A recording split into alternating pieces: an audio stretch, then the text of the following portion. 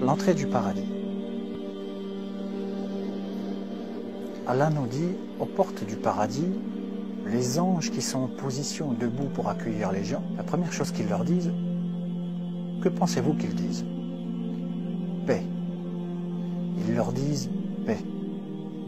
Parce que c'est ce à quoi nous aspirons, la paix dans nos sentiments, dans nos oreilles et avec ce que nous voyons et comment nous parlons. Nous désirons ardemment le confort éternel et la paix dans nos cœurs. Et c'est la première chose que les anges disent. Salam alaikum, que la paix soit sur vous. Oh, combien vous êtes purs et exceptionnels. Maintenant, entrez-y éternellement. Mes frères et mes sœurs en islam, je voudrais vous décrire ce moment quand vous serez sur le point d'entrer au paradis. Et j'apporte un hadith authentique, Inch'Allah. Vous arrivez aux portes d'Al-Jannah et vous n'y entrez pas tout de suite parce que vous devinez qui doit ouvrir la porte. C'est Mohammed sallallahu alayhi wa sallam. Et il saisit l'anneau, Allah alam. À quoi ressemble cet anneau? Allah seul connaît la parfaite description de cette porte. C'est une porte merveilleuse, une porte immense, des centaines de kilomètres de large en réalité. Parce que les portes d'Allah subhanahu wa ta'ala sont larges et sa générosité est immense. La première personne à frapper à la porte, c'est Mohammed sallallahu alayhi wa sallam. Et le gardien derrière la porte, l'ange demande « Qui est-ce » Et il répond en toute humilité « C'est moi, Mohammed ». Et l'ange répond « Je ne suis autorisé à ouvrir la porte à aucun être avant toi. » Imaginez mes frères et mes sœurs, vous voyez les gens rangés en ligne.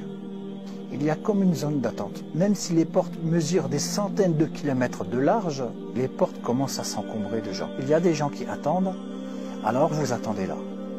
Et la première chose qu'on vous donne, c'est d'étancher votre soif après tout ce temps d'attente le jour du jugement. On vous donne du vin qui est mélangé avec du gingembre pour vous rafraîchir dans la zone d'attente. Vous vous trouvez avec des gens très beaux, au visage lumineux. Ils sourient tous. Ils sont tous joyeux. Ils disent tous, viens, viens, lis mon livre. Et vous leur répondez, tiens, lis le mien. Que penses-tu du mien? Regarde ce que j'ai fait là.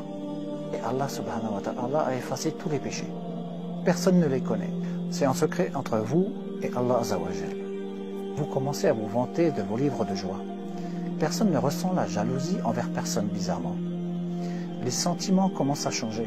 Parce que Allah dit dans le Coran, Surat Araf au verset 7, « Et nous leur enlèverons la rancune de leur poitrine. » Pas de jalousie, pas de haine, pas d'envie, pas de concurrence, rien de tout cela. Tout le monde est heureux pour tout le monde. Tout le monde est heureux de ce qu'il a reçu. Et ensuite, l'entrée commence.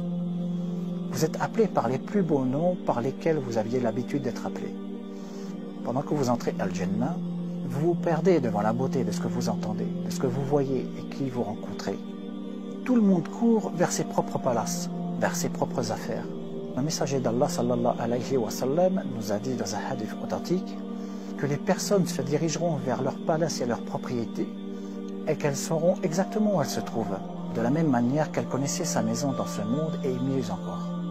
Soudain, Allah met dans votre cœur le savoir de comment faire pour se rendre à votre propriété. Vous le savez, parce que cela vous appartient. Et tout le monde est occupé. Tout le monde veut aller voir sa propriété, ses épouses. Ils veulent voir. Ils veulent voir ce que Allah subhanahu wa ta'ala a préparé pour eux. Wa baraka Allahu fina wa fikum. Walhamdulillahi rabbil.